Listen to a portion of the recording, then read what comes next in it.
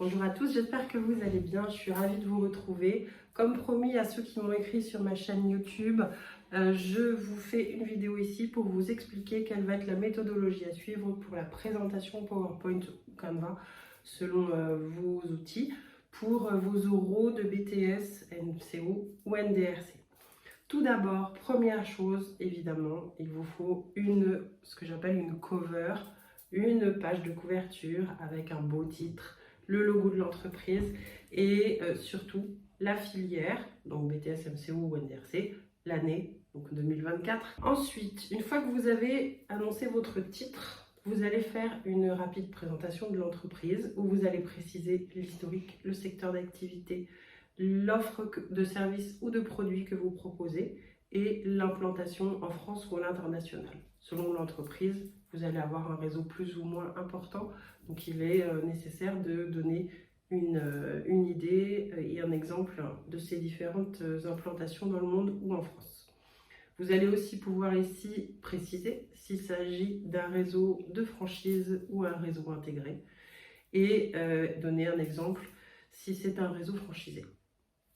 Pour la troisième partie, vous aurez donc à parler du contexte organisationnel, c'est-à-dire l'organigramme de l'entreprise, le type d'entreprise de statut juridique, si c'est une SARL, si c'est une SAS, si c'est une ESA. Et puis ensuite, le rôle que vous avez au sein de l'entreprise pendant votre alternance. En 4, vous allez avoir le contexte commercial, très important sur ce type de filière commerciale, que ce soit MC ou NDRC. Donc ici, vous allez expliquer les 5 P, produit, prix, place, promotion, personnel. D'accord? Si vous souhaitez qu'on le développe, on le développera dans une prochaine vidéo. Donc les 5 P et bien sûr les chiffres qui vont être représentatifs de votre entreprise, à savoir le chiffre d'affaires, le panier moyen, l'indice de vente, le taux de transformation. Bref, au moins 3 indicateurs qui vont permettre de savoir si l'activité est en évolution ou au contraire en déclin. Vous allez avoir ensuite le contexte géographique avec la fameuse zone de chalandise que souvent vous avez du mal à représenter. Donc avec une courbe isométrique ou une courbe isochrone. À vous de choisir selon l'implantation où se trouve votre entreprise et votre point de vente.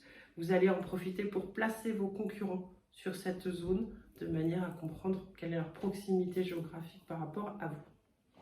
Ensuite, pour finir, vous allez ensuite passer à la présentation de vos fiches. Je vous rappelle qu'il faut être très succinct, très rapide. Vous avez 10 minutes pour faire tout ça, c'est-à-dire la présentation de la fiche, le contexte, la méthodologie, les objectifs quantitatifs et qualitatifs et les résultats quantitatifs et qualitatifs. Donc faites très attention à ça, à bien respecter cet ordre-là.